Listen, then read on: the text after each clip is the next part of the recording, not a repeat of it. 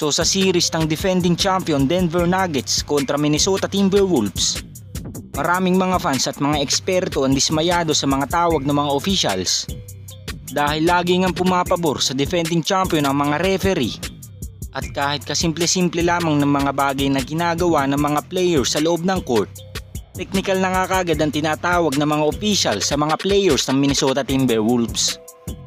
Ganun pa man ngayong down 2-0 na ang defending champion Denver Nuggets laban kala Anthony Edwards. Sa ngayon nga inaasahan talaga ng mga fans na masususpended si Jamal Murray sa Game 3 and 4 dahil sa ginawa nitong pagbato ng heat pad at towel sa mismong game. At buti na nga lang ay walang nangyaring aksidente sa ginawa ni Jamal Murray kung saan pwede nga madulas ang referee sa hinagis niyang towel. At pwede namang magkaroon ng malalang injury si Karl Anthony Towns dahil sa hinagis na heat pad ni Jamal Murray. At nagmanisign pa nga ito sa harap mismo ng mga officials na ang ibig sabihin nga lang nito ay nababayaran ng mga referee. Well, sa daming pinaggagawa nga ni Jamal Murray sa Game 2 laban sa Minnesota, ngayon nga ay pinag-aralan na ito ng NBA.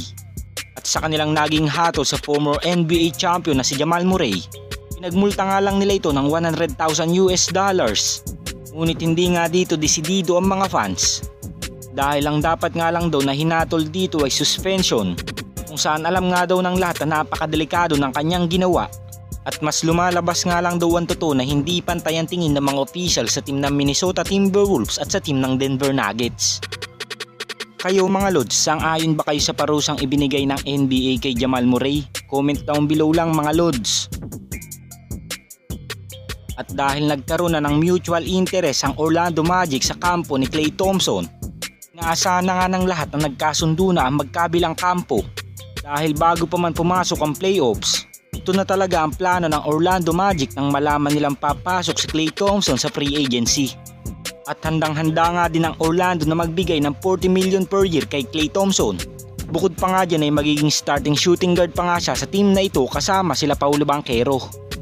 Ganun pa man sa laki ng offer ng Orlando Magic kay Klay Thompson, hindi nga willing ang Warriors na makipagkompetensya sa team ng Orlando Magic dahil unang-una nga ay babayaran pa ng Golden State Warriors si Jonathan Kuminga at Moses Moody sa panibago nilang kontrata at hindi talaga kaya ng Dubs sa maibigay ang max contract na hinihingi ni Klay dahil pinaplano nga ng Warriors front office this season na kumuha pa ng isang star player na makakatulong ni Steph next season.